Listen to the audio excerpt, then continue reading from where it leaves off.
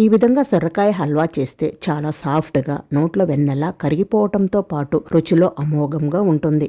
కాబట్టి తప్పకుండా ఈ స్వీట్ రెసిపీని ట్రై చేసి మంచిగా ఎంజాయ్ చేయండి. ఇలా మొత్తం సొరకాయను తురిమిన తర్వాత లోపల తెల్ల భాగాన్ని తీసేయండి. నాకు ఇక్కడ 4 కప్పుల తురుము వచ్చింది. నెయ్యిని కానీ బటర్ని కానీ తీసుకొని 1 కప్పు జీడిపప్పు పలుకులను వేసుకొని ఫ్రై చేసుకుందాం.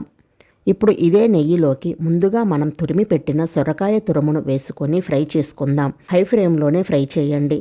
దీనివలన సొరకాయలోని వాటర్ అనేది తగ్గిపోతుంది. ఇక్కడ నేను వేడి చేసి చల్లార్చిన పాలను తీసుకుంటున్నాను. మధ్య మధ్యలో 2 నిమిషాలకు ఒకసారి కలుపుతూ బాగా ఉడికించండి.